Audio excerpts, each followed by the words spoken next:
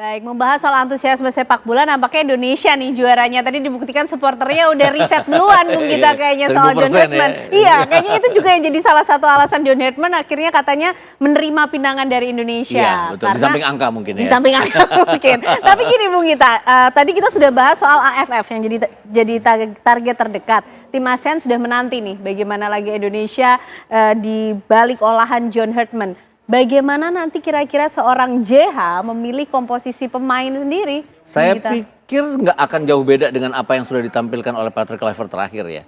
Taruhlah dia tidak bisa memanggil Emil Audero karena kan nanti bulan Juli sampai kan nanti akan main dari tanggal 26 Juli sampai 28 Agustus. Itu kan 26 Juli sudah persiapan klub-klub Eropa. Artinya Emil Audero akan kesulitan dipanggil. JIZ juga, Kelvin Verdong yang ada di Ligue 1 Perancis juga akan susah di Lille. Kemudian Kevin Dix yang di Bundesliga pasti susah juga. Bahkan Justin Hupmer kalau di Liga Belanda yang sudah mulai awal Agustus akan susah juga. Tapi kalau kita kan masih memiliki penjaga gawang bagus di tim nasional. Martin Pas kan gosip-gosipnya katanya rumor mau ke Persib Bandung. Kalaupun enggak kan masih ada penjaga gawang lokal kita yang bagus. Bahkan Teja Paku Alam sekarang kan luar biasa bersama Persib juga. Jadi saya pikir tidak akan ada masalah penjaga gawang di penjaga gawang. Kemudian bek kanan juga kita banyak, center back kita juga ada Rizky Ridho, ada Jordi Amat yang sudah main di sini. Saya bahkan berpendapat bahwa kalau masih dipegang Patrick Kluivert untuk urusan AFF ini sebenarnya dengan pemain-pemain yang sudah ada sekarang kita bisa juara harusnya. Jadi nggak harus John Herdman juga, nggak harus yang lain-lain juga. Tapi karena komposisi pemain kita sudah oke sebenarnya. Kemarin itu kan kesalahannya adalah pendekatan kalau orang yang membela Patrick Kluivert kan bilangnya dia terlalu naif, dia terlalu menyerang. Kalau saya menganggapnya dia nggak punya second plan, pada saat menyerangnya gagal dia nggak bisa cepat bertahan. Itu aja yang membuat kita gagal berhadapan dengan Arab Saudi. Dan sebenarnya melawan Irak kan untuk pertama kalinya kita mengimbangi permainan Irak. Hanya satu blunder dari Rizky Ridho yang membuat kita kemudian kalah. Artinya ada progres sebenarnya tim ini, cuman telat karena pertandingannya kan cuma 2 gitu loh. Nah John Herdman ini kan punya banyak pertandingan, bahkan di bulan Maret aja, di akhir Maret kan dia punya FIFA Series yang ada Saint Kitts and Nevis yang sudah main. Mungkin ada wakil dari Eropa seperti Finlandia kabarnya, ada wakil Oseania, ada wakil Afrika yang akan bermain di Jakarta. Jadi ini akan merupakan calon-calon lawan yang cukup buat John Herdman untuk melihat pasukannya nanti gimana. Oke, baik. Nah kalau Coach Hermansyah, kalau komposisi pemainnya sudah bagus, tadi seperti yang disampaikan oleh Bung Gita, kalau menurut pengalaman Coach Hermansyah sebagai mantan pemain timnas juga nih, biasanya adaptasi yang dilakukan pelatih-pelatih baru nih gimana sih Coach? Oke Mbak, saya mungkin akan bahas dulu Bung Gita ya masalah kiper. Saya setuju tuh ya. Kalau masalah kiper nggak ada masalah Emil ya. Ada kiper-kiper lokal cukup bagus. Ada Hernando, ada Nadio juga bisa mendampingi Martin Weiss ya. Jadi nggak usah khawatir masalah kiper. Saya setuju dengan Bung Gita ya. Kalau untuk adaptasi mungkin John Herdman mungkin sudah tahu ya bagaimana mereka dengan pengalaman dia sebagai pelatih ya, dengan waktu yang cukup lumayan juga ada 4 bulan 5 bulan ya Bung Gita ya. Iya. Untuk piala nanti sekitar itu juga cukup lumayan lah untuk bisa adaptasi. Saya rasa kalau orang bola mungkin bisa cepat beradaptasi Mbak Anne. Nggak terlalu sulit lah. Karena istilah bola ada bahasa bola itu cepat dimengerti oleh pemain-pemain udah profesional Mbak Anne. Oke, baik Coach. Nah, pengalaman saya itu.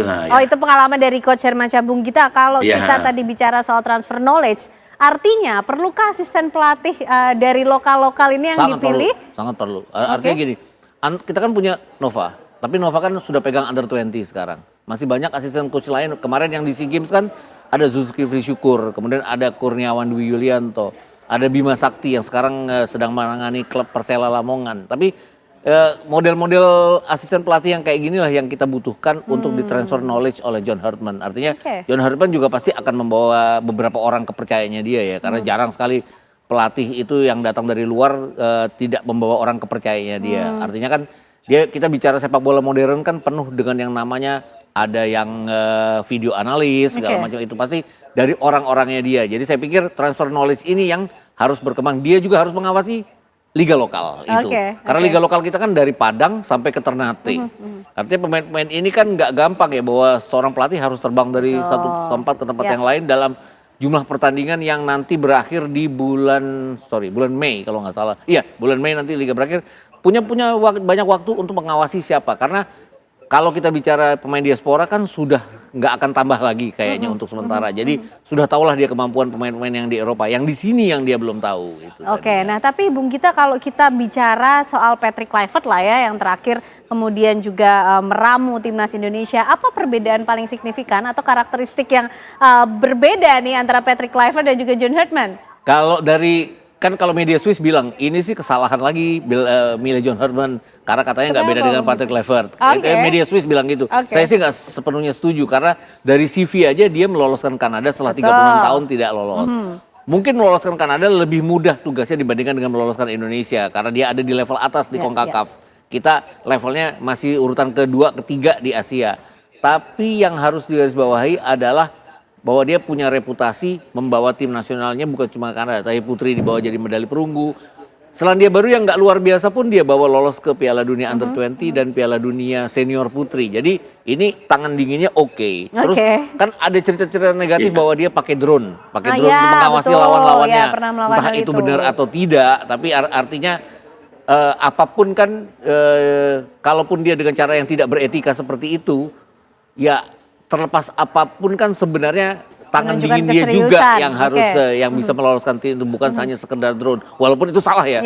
Memasang drone itu kan bertentangan dengan yang diinginkan oleh FIFA bahwa kita tidak boleh mengawasi lawan. Jadi saya pikir bedalah dengan Patrick Kluivert. Patrick Kluivert kan seperti tidak punya second plan pada saat first plan-nya mentok. Ini kan enggak. Cuman kan kadang kalau orang supporternya Kanada sendiri bilang mungkin kekecewaan mereka karena kalah di Qatar 3 kali itu ya. Mereka bilangnya adalah ini orang keras kepala, ini orang selalu mengemaskan seseorang pemain tanpa melihat pemain itu lagi bagus atau enggak. Nah seperti itu. Tapi kan semua pelatih kadang-kadang kayak gitu. Saya nggak tahu deh. Tanya Bang Herman deh. Kadang-kadang pelatih kan suka memfavoritkan pemain gitu loh. Itu nggak salah juga. Coach Hermansyah, betulkah begitu Coach? Termasuk nih kira-kira harapannya seperti apa Coach Hermansyah ke depan untuk timnas Indonesia dinakodai oleh John Herdman? Ya, pertama saya setuju dengan Bung Gita ya. Beda Patrick Kluivert sama John Herdman.